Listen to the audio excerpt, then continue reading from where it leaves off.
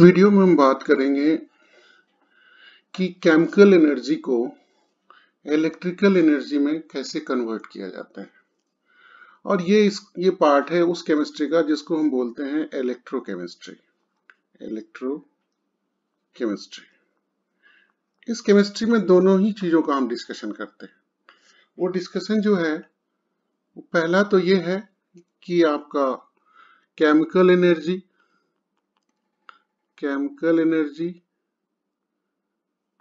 is converted into electrical energy, और दूसरा part है इसका उल्टा, इलेक्ट्रिकल एनर्जी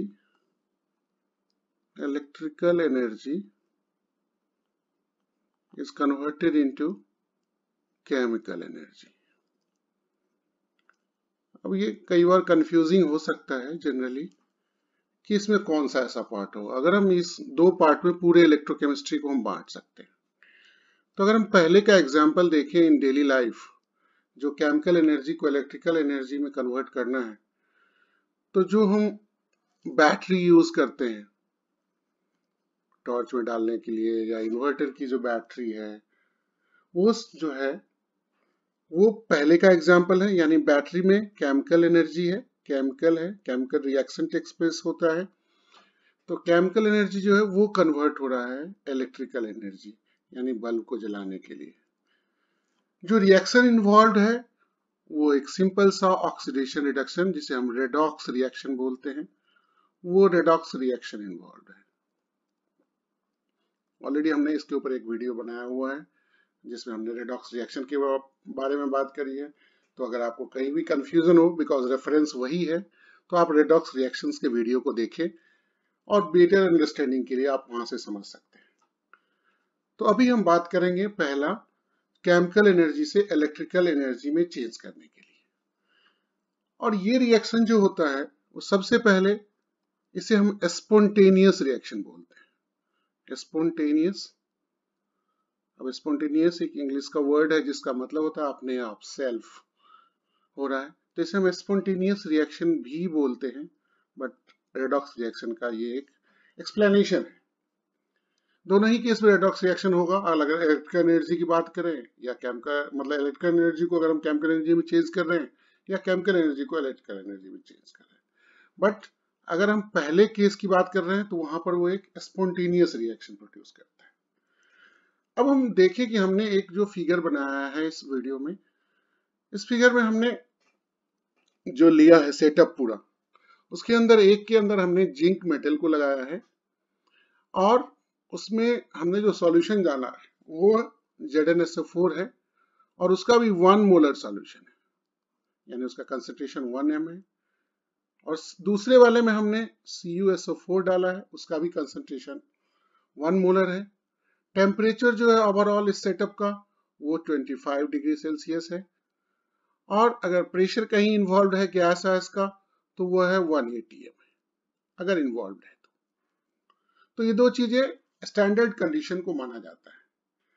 अब इसमें एक तरफ हमने एक मेटल लगाया है जिसे कॉपर कहते हैं, कॉपर लगाया हुआ, दूसरी तरफ हमने जिंक लगाया हुआ, और दोनों को हमने एक तार से जोड़ा हुआ है, और बीच में हमने एक वोल्टामीटर लगाया है जो ये बताएगा कि कितना इलेक्ट्रिसिटी यानी वोल्टेज प्रोड्यूस होता है। उसे हम EMF भी बोलते हैं, इलेक्ट्रोमोटिव फोर्स। उसके अलावा हमने एक बीच में यू ट्यूब लगाया, यू के शेप का लगाया है, इसलिए इसको यू ट्यूब भी बोलते हैं, और इसे इसका नाम सॉल्ट ब्रिज भी बोलते हैं।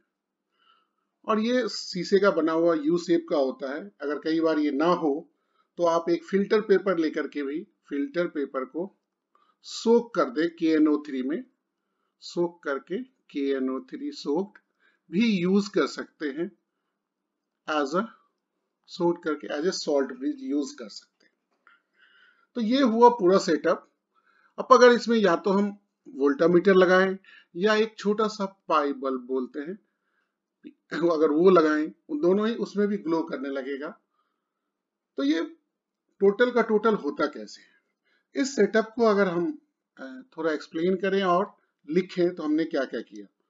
सबसे पहले हमने जिंक का एक सॉलिड लिया, और उसमें से क्या हुआ, कि Zn2 प्लस एक्वस उस सिस्टम में ही नीचे गिर रहा है, यानी सॉल्यूशन में जा रहा है Zns प्लस से Zn2 एक्वस। और बीच में जो U ट्यूब है उसको हम डबल एरो से डिनोट करते हैं। एक जो है ये केवल फेज चेंज को बता रहा है कि जो सॉलिड था वो एक्वस हो गया, और दूसरा जो है जो डबल एरो हमने लाइन दी है वो यू ट्यूब के लिए यूज किया जाता है। इसके अलावा Cu2 प्लस जो कॉपर का सॉल्यूशन है, और उसके साथ जो फिर वो बनता है वो कॉपर सॉलिड बनता है। तो ये कंप्लीट सेटअप को जो लेफ्ट साइड था उसको इस तरह से और राइट साइड वाले को राइट साइड में हम एक्सप्रेस कर सकते हैं। तो ये आप फॉर द कन्वीनियंस इसे हम लिख सकते हैं कि metal on left terminal and material formed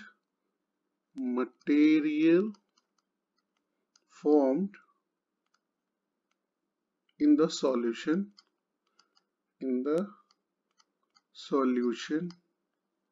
on left side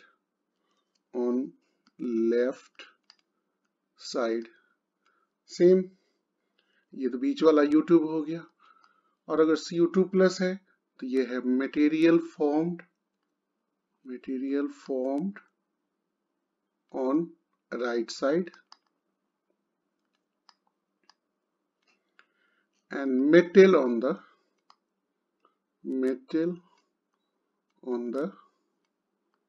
right terminal। इस तरह से ये पूरा सेटअप है। अब इस सेटअप को पूरा करने के लिए हमारे पास क्या क्या कंडीशन होना चाहिए।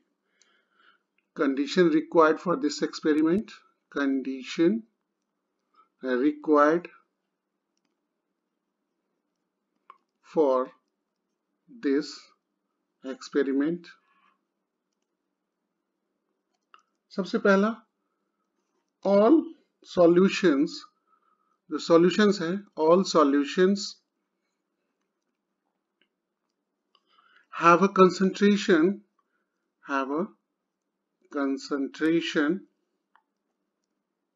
of 1 mole dm minus q।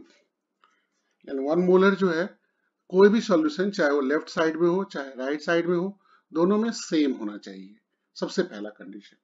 दूसरा, वही जो मैंने ऑलरेडी आपको बताया कि प्रेशर, अगर गैस इन्वॉल्व है, gas involve must have a pressure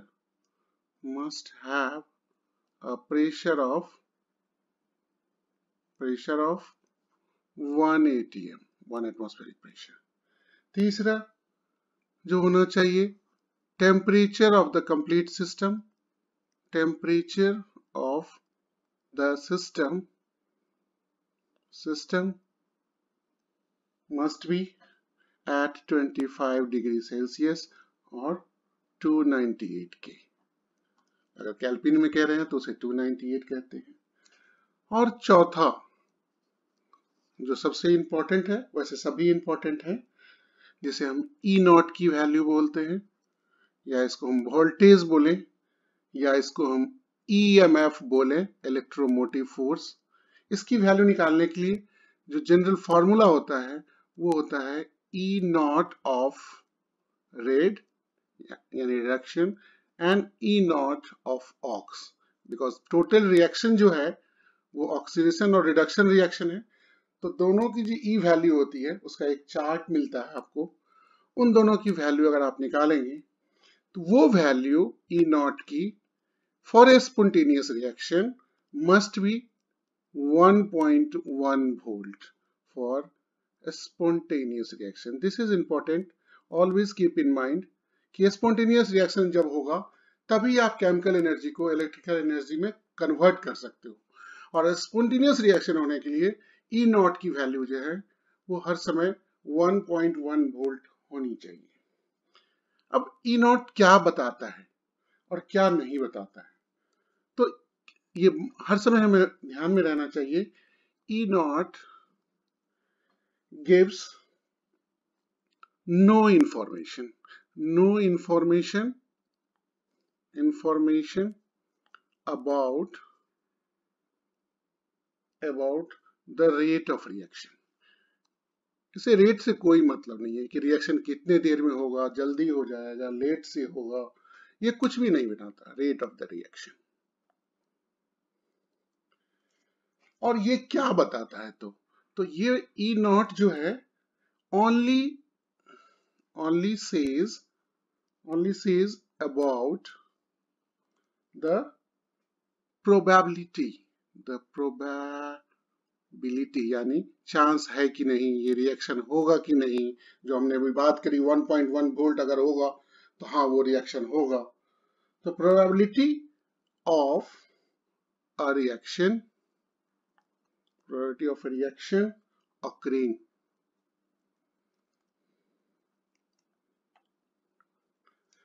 और ये भी नहीं ये बताता कि कितना क्वांटिटी चाहिए, नॉट द क्वांटिटी। तो थोड़ा सा इन सब चीजों को थोड़ा लगता होगा कि ये स्टेटमेंट ज्यादा है, बट ये समझना जरूरी है कि हम क्या कर रहे हैं इसके साथ। Not the quantity of the material reacting. तो ई केवल आपको स्पॉन्टेनिटी को बताता है कि ये रिएक्शन होगा या नहीं होगा। उसे ना तो इससे मतलब है कि उसमें कितना टाइम लगेगा, ना ही इससे मतलब है कि कितना मटेरियल चाहिए। अब इस पूरे रिएक्शन में होता क्या है? ऑलरेडी हमने कहा कि ये एक रेडॉक्स रिएक्शन है। तो जो लेफ्ट साइड में जो है उसमें क्या हो रहा है, उसको हम एनोड बोल सकते हैं, लेफ्ट साइड वाले को। यहाँ पे जिंक था, जिंक मेटल है, इसे हम निगेटिव टर्मिनल भी बोलते हैं। इसलिए निगेटिव टर्मिनल बोलते हैं कि यहां से इलेक्ट्रॉन निकलता है। तो हर समय जनरली लेफ्ट साइड में उसको रखा जाता है जहां से इलेक्ट्रॉन फ्लो करता है, इसलिए ये निगेटिव टर्मिनल भी है। तो अब यहाँ पर रिएक्शन क्या हो रहा है? तो यहाँ रिएक्शन हो रहा है, जिंक सॉलिड जो है वो कन्वर्ट कर रहा है Zn2 plus aqueous plus 2 electrons जो है उसके साथ निकल रहा है। और इसकी अगर ई वैल्यू, जो एक रिडक्शन पोटेंशियल का एक चार्ट दिया हुआ होता है, उसमें ई नॉट की वैल्यू दी हुई होती है, उसका होगा -0.76। ये होगा Zn वाले रिएक्शंस की ई नॉट की वैल्यू। दूसरी तरफ जो right side of the terminal, जिसे हम कैथोड बोलते हैं, इसे हम पॉजिटिव टर्मिनल भी बोल सकते हैं, क्योंकि ऑलरेडी हमने निगेटिव की बात कर ली, तो ये पॉजिटिव टर्मिनल हुआ। अब यहाँ पे क्या होता है? अब इसमें जो होता है, यहाँ पर Cu2+ जो मटेरियल आपके सॉल्यूशन में है वो एक्वस में है, उसमें एक साथ 2 इलेक्ट्रॉन जो आपका जिंक से निकला है वो यहाँ पे वो एक्सेप्ट कर लेता है और ये Cu सॉलिड बनाता है। यहाँ पर अगर इसकी ई वैल्यू आप देखेंगे, ये ई वैल्यू दिया हुआ रहेगा, क्वेश्चन में भी दिया रहेगा। So that will be +0.34। अब इन दोनों रिएक्शन, ये हाफ रिएक्शन मैंने पहले भी उस वीडियो में बताया हुआ है कि half reduction and half oxidation. पहला वाला ऑक्सीडेशन हुआ, हाफ ऑक्सीडेशन रिएक्शन, दूसरा हुआ हाफ रिडक्शन रिएक्शन। अब इन दोनों रिएक्शन को अगर हम जोड़ दें तो वो क्या बन रहा है? Adding both the equation, first और सेकेंड जिंक और कॉपर वाले रिएक्शन को, तो क्या बना? Zn solid plus Cu2+ aqueous. ध्यान रहे कि जब भी इलेक्ट्रॉन होता है दोनों साइड वो कैंसिल हो जाना चाहिए, क्योंकि इलेक्ट्रॉन अगर ऐड करने के बाद आएगा तो वो पूरे रिएक्शन को अनबैलेंस करेगा। इसलिए ऑलवेज ये ध्यान रखना पड़ता है कि इलेक्ट्रॉन जो है दोनों तरफ कैंसिल आउट हो जाए। एक्वस, और इधर की तरफ क्या बच गया? Zn2+ एक्वस, और कॉपर जो था वो कॉपर सॉलिड हो गया। और ओवरऑल रिएक्शन क्या बना? तो ओवरऑल जो है ई नॉट अगर हम इसका देखें उन दोनों को जोड़ें जैसे इसमें किया था, तो ई नॉट इज इक्वल टू हो जाएगा 0.34 बिकॉज ई रेड होता है, माइनस माइनस 0.76, जब दोनों को जोड़ेंगे तो ये हो जाएगा 1.1 वोल्ट। मैंने ऑलरेडी कहा था कि रिएक्शन ओनली पॉसिबल, एवं रिएक्शन इज पॉसिबल तभी है जब 1.1 वोल्ट हो, तो ये स्पॉन्टेनियस है, क्या कि नहीं, ये रिएक्शन अपने आप होगा। अब ये तो कंप्लीट रिएक्शन हुआ, लेकिन अगर हम इस रिएक्शन को रिवर्स कर दें, इसी रिएक्शन को अगर हम रिवर्स कर दें तो क्या हो जाएगा, यानी हम लिखे reversing the reaction, reversing the reaction, तो क्या हो जाएगा। अब हमारा रिएक्शन हो जाएगा Cu copper solid plus zinc 2 plus aqueous, और ये बन गया हमारा Cu2 प्लस एक्वस और प्लस Zn सॉलिड। लेकिन यहां पर क्या हो जाएगा, हमारा E का वैल्यू जो अभी तक 1.1 पॉजिटिव था, यहाँ पे आके 1.1 वोल्ट निगेटिव हो गया। इसका क्या मतलब हुआ कि अगर हम इसी रिएक्शन को रिवर्स कर दे और इस तरह से रिएक्शन करवाना चाहें तो वो हो जाएगा नॉन स्पॉन्टेनियस रिएक्शन, जो अपने आप नहीं होगा। ना इसको अगर हम दूसरी तरह से और देखें तो इस रिएक्शन में थोड़ा अगर टेक्निकली देखें, मैंने वैसे बताया हुआ है ऑक्सीडाइजिंग एजेंट और रिड्यूसिंग एजेंट के बारे में एक वीडियो में। यहाँ पर ये देखिए कि CuS जो है ये है stronger oxidising agent, oxidising agent. Stronger इसलिए लिखा है कि यहां पर हम कंपेयर जिंक से कर रहे हैं, ना कि किसी और से। तो इन दोनों के बीच में जो है जिंक और कॉपर के बीच में, यहाँ पर ये स्ट्रॉन्गर ऑक्सीडाइजिंग एजेंट है। इसी तरह ये जो है ये stronger reducing agent, reducing agent. और अगर इसको देखें Cu2 प्लस, ये वीकर रिड्यूसिंग एजेंट है, वीकर रिड्यूसिंग एजेंट है।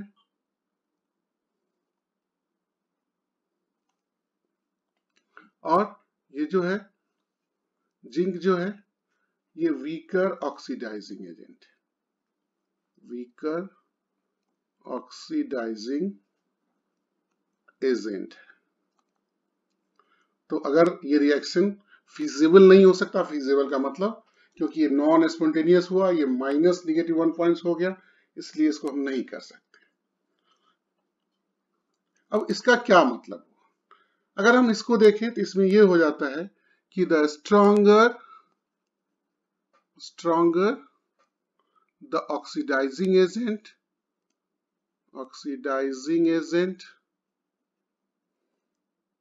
the weaker is its corresponding यानी कंजुगेट पर भी हमने एक वीडियो बनाया हुआ, conjugate acid and base, conjugate reducing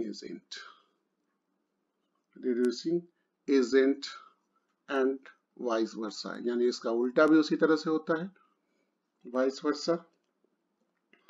तो ओवरऑल अगर हम इस चीज को देखें, अगर एक छोटा सा चार्ट में देखें कि अगर कहीं ये लिखा हुआ है एक चार्ट में, रिड्यूसिंग पोटेंशियल के चार्ट में, कि Cu2 प्लस 2 इलेक्ट्रॉन्स, ये बनाया Cu सॉलिड और इसकी E नॉट वैल्यू है, इट इज प्लस 0.34। दूसरा H प्लस एक्वस, उसमें E जो है ये बनाया हाफ ऑफ H2, ये गैस बना और इसकी E नॉट वैल्यू जो है दैट इज 0.00। और इसी तरह से अगर Zn2 प्लस एक्वस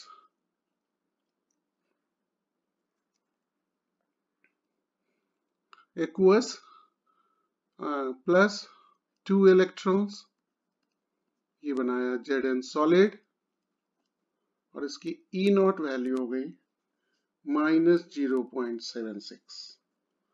तो क्या हो रहा है, अगर हम नीचे से ऊपर की तरफ देखें, एक एरो ले जाए और दूसरे में ऊपर से नीचे की तरफ ले जाए, तो हम क्या पाते हैं, यहां पर हम ये देखेंगे Cu is more powerful, Cu is more powerful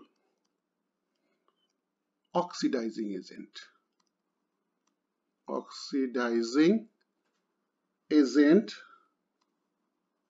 than Zn। इसका उल्टा, Zn is more powerful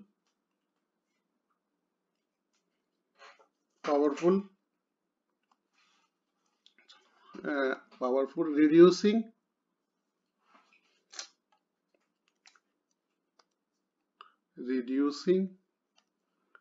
agent than